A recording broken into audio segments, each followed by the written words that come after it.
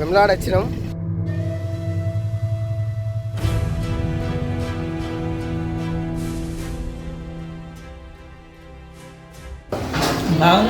బాగుందన్నా, నిజం బాగుంది.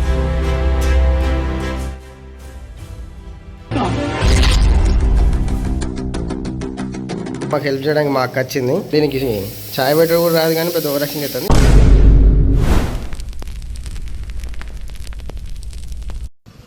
వెమ్లాడ వచ్చినాం.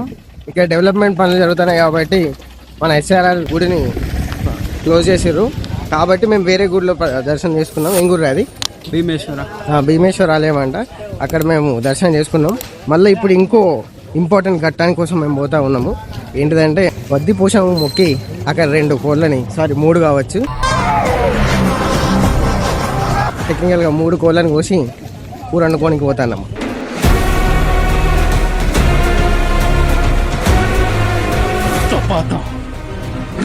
కొంచెం మా అందరికి సరిపోవాలని 3 కిలోలు కొన్నామన్నాడు.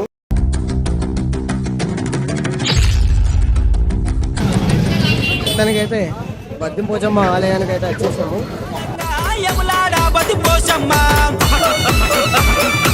మహేంద్ర బాహుబలి బ్రతకాలి.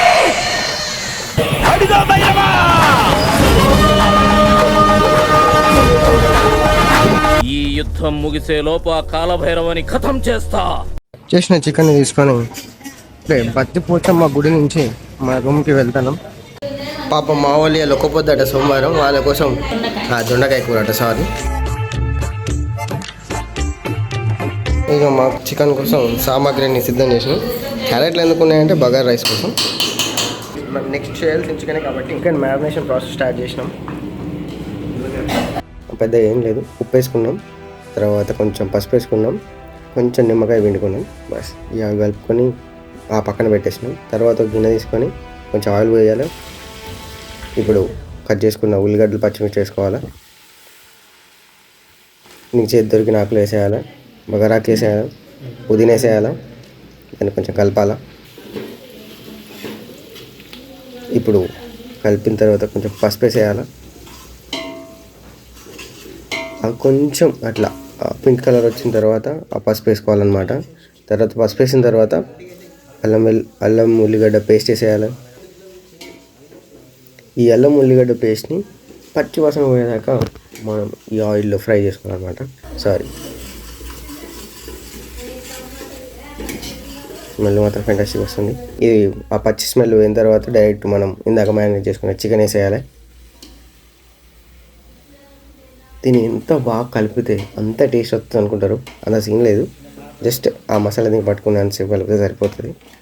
అండ్ మోస్ట్ ఇంపార్టెంట్ థింగ్, చికెన్ని మీరు ఎంత తక్కువ కలిపితే అంత విడిపోకుండా ఉండడానికి అవకాశాలు ఉంటాయి.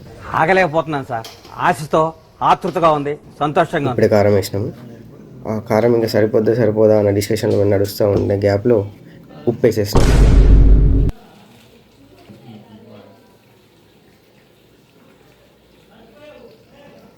ఇప్పుడు ఉప్పు వేసిన తర్వాత దాన్ని కొంచెం ఉప్పు కలిసేలాగా ఇంకా ఆ కూరని మంచిగా కలుపుకోవాలి.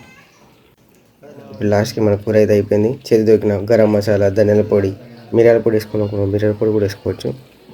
ఇది మనకు ఫెంటాస్టిక్ వచ్చింది కాబట్టి తర్వాత పుదీనా కొత్తిమీర వేసేసి దించేసుకుందాం.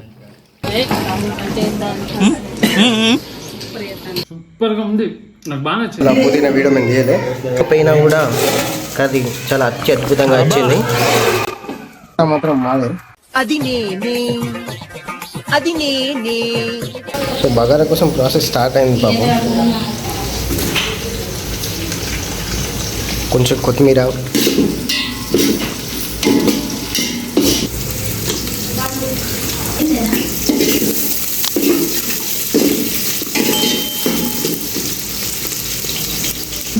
చేతికి ఎదురుతుంది వేస్తుంది.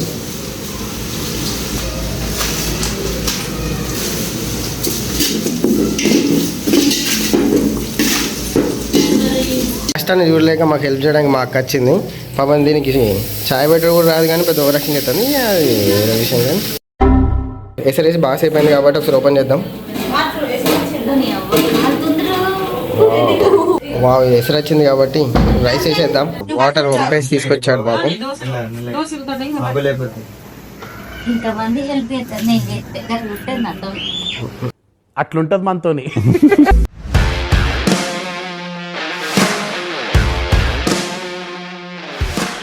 ఇప్పుడు ఇది బగారా అయిందేమో చూద్దాం. తీబా ఆల్మోస్ట్ అయిపోయింది. కొంచెం చూడండి చాలా పలుకులుగా వచ్చింది. ఆల్మోస్ట్ బగారా లెక్క లేదు, బిర్యానీ రైస్ లెక్క ఉందని మా వాళ్ళు కామెంట్ చేశారు.